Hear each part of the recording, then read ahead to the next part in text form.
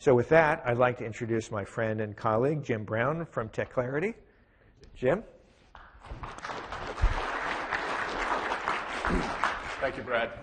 I really enjoy talking to this audience because this CoFES is one of those places where I find that there are like-minded people that get passionate about the things that I get passionate about, where most of the time I just end up standing by myself at a cocktail party because nobody really wants to talk about this stuff there. Strangely enough, I don't know why. Brad, I'm going to try and pull my presentation up here, but okay, my presentation, I went and did a survey not too long ago and pulled data together across, as Brad mentioned, both the users of software, engineering software, but also from vendors and people that are in the channels and others that are part of this big community that we are as the engineering software market. And really trying to compare and contrast some of the viewpoints, but also to understand what are we doing as a community to bring engineering software forward and address some of the new capabilities, some of the new opportunities in the market. Just for fun, not James Brown, Godfather of Soul. Don't do the whole I feel good thing at the bar tonight. It won't work. Not Jim Carrey. I just look like him. I'm not funny. And obviously not Jim Brown, the football player. I am Jim Brown of TechClarity. That slide works some places, not here. Anyway, I'm going to talk about the joint survey, and then Brad's going to talk about his survey, and he's got a lot of deep information to follow that. This first joint survey, one of the things I want to tell you right off the bat is that it's about the sentiment of the market. It's about how we feel. Brad's survey goes much deeper into what people are using and a lot of detailed information. This is a much higher level view at the engineering software market and what are the plans people are making, but also how do we feel about things going forward and what are we paying attention to. So I'm going to talk about how do we feel about the economy.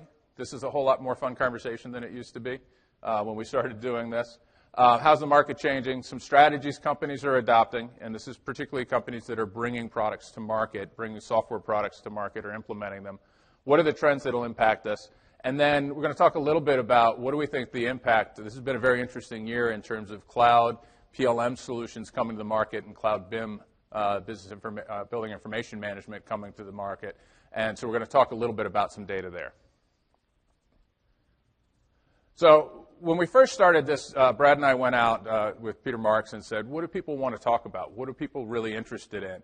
And in 2009, it's the economy, stupid. Everybody we talked to said, we don't know what we're going to do. We don't know what the economy is going to do. Obviously, this is not a group of economists. But how is the engineering software going to react, both from a buying perspective as well as from an investment in bringing new products to market? For those of you that can't see that, from 2009, basically the economist says that the economy will collapse and everybody's going to be eaten by cannibals, and in turn those cannibals will die from eating your disease-ridden bodies. So obviously we've come a long way since there. In 2010, we had some hopeful news from the Fed chairman, Ben Bernanke, so I talked about that. Last year, I just said, hey, show of hands, how do we feel about the economy? Are we in better shape than we were the year before? Lots of hands, right? This year, again, we're not going to spend a whole lot of time on this because when we first started this, it was all about the economy, stupid, and now it's really not. Now, and even we saw this last year, it's a time for growth. Companies are excited about the market. They're excited about the opportunities. But we did have one question, and if that purplish color is hard to see, it actually kind of matches the Scion shirts a little bit. It's kind of nice.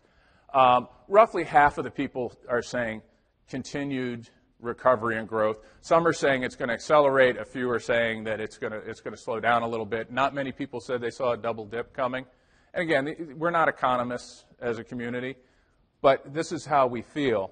One of the things that I did in the survey analysis, and this is just a bit of demographics. I'm not going to bore you with lots of here's everybody we talked to. I've got that. I can share it with you offline or during some Q&A. But you see, we actually had a very large number of customers respond to this particular survey. So one of the things I like to do is understand, hey, if we're asking questions about the market, do the customers, the people that are actually buying and using the software, feel the same way that the vendors and the people in the channels do that are bringing the software to bear? And in this case, the answer is different than it has been in years past. When we looked in years past, what we saw is that a lot of times the vendors were much more optimistic about recovery. And here, if you look, we're all kind of in the 50% plus or minus range in terms of the fact that we think the market's recovering. Okay? You're not going to go home and tell everybody that you learned anything new on that. But I think it's just, for continuity, important to start there. What we saw last year in 2011 at COFES, when Brad and I presented, we asked companies what were their strategies going forward for 2011 and into 2012. And I broke them up into 3 general areas, and they broke up extremely well. The green areas you see up there, which were the most popular, were all about growth. They were all positive. The red at the bottom were all about rationalizing product lines, letting people go. They were all the very defensive, negative things that many companies were focused on 2 or 3 years ago as the economy was very uncertain.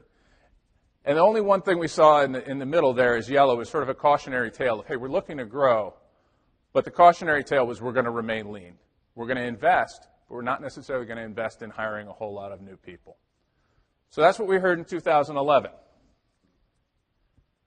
So if growth was what's on everybody's mind coming into this year and going forward from this year, where do companies feel they're going to find the growth? And again, this was not asked to customers. This was asked to vendors and people in the channels and integrators, people that are really serving the market, as opposed to people that are actively using engineering software in their everyday job. And I thought this was interesting. And we don't have a whole lot of time to talk now, but I would love to get some people's perspective on this. When I see, and I don't know if everybody's familiar with the word Greenfield. Greenfield is the way we actually ask the question is, do you think you're going to sell software to people that either don't have a solution today or have a solution that's a home build or a homegrown solution? And that was the most popular. Roughly, just under half of the companies said, we think we're going to sell software to people that have not bought software of this type before, or we're going to be replacing homegrown systems. 42% said we're going to extend the usage. We're going to get more people to use the software that we've already sold them. We want them to buy more seats from us. Another 35%, roughly a third, said we're going to sell new products to our existing clients.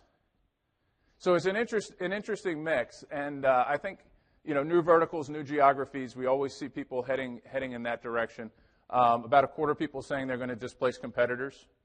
Not an easy thing to do in the engineering software market, so that's actually a pretty big number for that kind of a strategy in this market. And this is Brad up here. Brad's getting a message from somebody.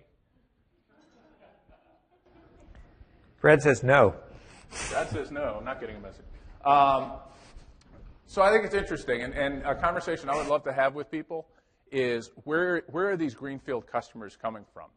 I understand the new products to existing customers. I see where that one's coming from. I'd be curious everybody's thoughts on that.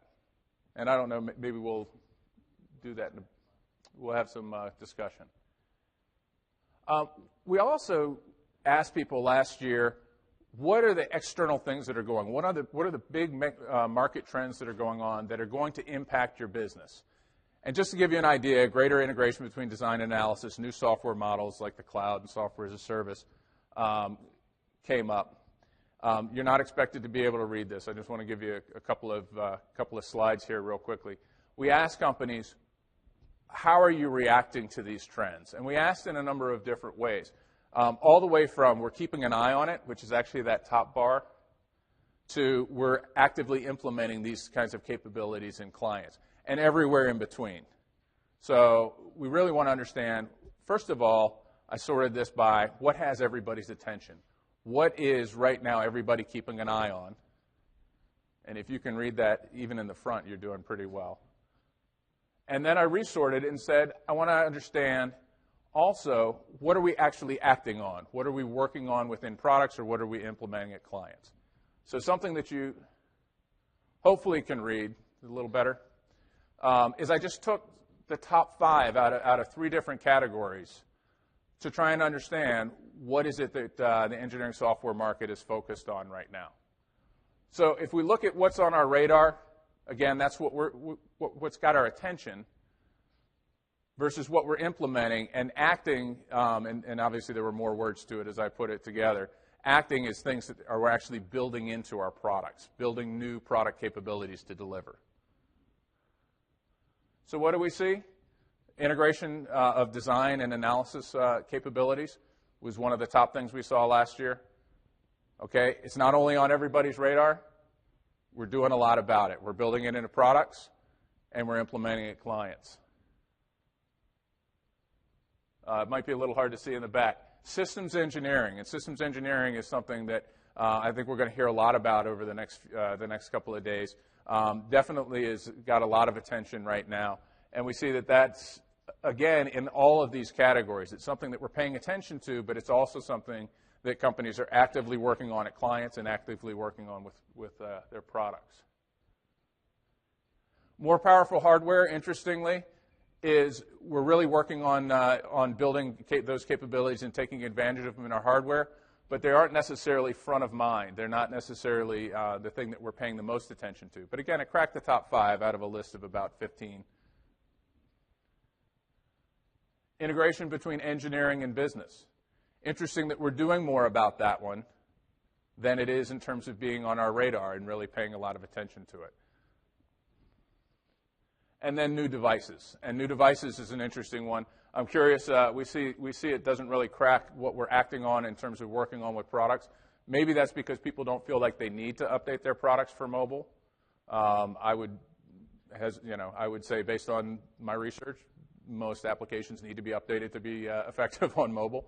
But it definitely is on our radar, and it's definitely something that clients are actively working on. So I think these are interesting just backdrops to understand as you go through these next couple of days. What are people focused on? What are we working on as a community? And that one repeats. And one of them was new business models or new delivery models for software. Cloud, software as a service as examples. So we asked a specific question about this, and this has really been, Oleg's got to be in here somewhere. Oleg, we need a cloudy joke of some sort. You know, everything's cloudy in Oleg's world. It's always great. But we asked companies, what do you think is going to be the impact of having these new solutions for cloud for PLM and for building information management on the market? And maybe this ties back to what I said before about people selling into Greenfield to people that haven't had solutions before. Because if you look, over a third, 38%, say that they believe the overall market for PLM and for BIM will increase because of these solutions. All right? And before we think, oh, this is vendor talk, I had a lot more users that focused on this than vendors, and we'll see that in just a second. No significant impact on the market comes in second. So it's kind of an interesting dichotomy. People either believe it's going to expand the whole market, and then the next thing is, no, it's not a big deal. And I think as I talk to people, I feel that dichotomy. We believe in cloud. We think it's going to change the way things happen. Or we say, you know what, as far as engineering software is concerned, no, we're not going to put our crown jewels on the internet. And it's interesting to see that mix between the two and sort of the way those play against each other. And then you see other things in terms of either taking away new business from competitors, increase. The one that I do think is interesting is this one.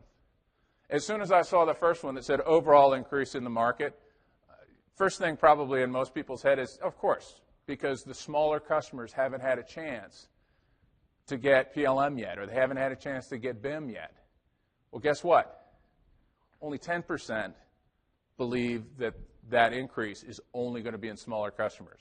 So for people that are thinking cloud is only for accessing those very small customers, which I think was some of the belief when software as a service first came out, I think this is telling us differently. And what I did here is I decided to look and break it down again by the type of respondents that answered. And again, we've got software vendors, channels, and services are everything that's not blue. And there are some differences there. But what I want to focus on is the differences in what customers think. When I said that it wasn't only going to be for small customers and it was roughly 10%, it's less than 10% in the customers that we talk to. So the people that are actually using engineering software are saying this is not just for small companies. And if you look at who said that they think the overall market was going to increase, look at who's up at the top there. The people at the top are actually, in this case, services companies and customers, probably the two that are most in tune with what's really going on. And I've offended somebody with that. Talk to me at the bar. Here's the other one. No significant impact on the market. So I don't have the percentage on there. I would eyeball that as roughly a third of the customers are also the ones saying, I don't think these cloud solutions are going to have any impact. So again, we see this dichotomy, right? We got people saying it's going to increase. We have people saying, no way, it's not going to happen. That's what makes these meetings fun. So with that, I'd love to talk to you guys more about any of this, but I don't want to take any more time away from Brad because Brad has a lot of really deep and interesting data. So thank you. I look forward to talking to you all at the conference.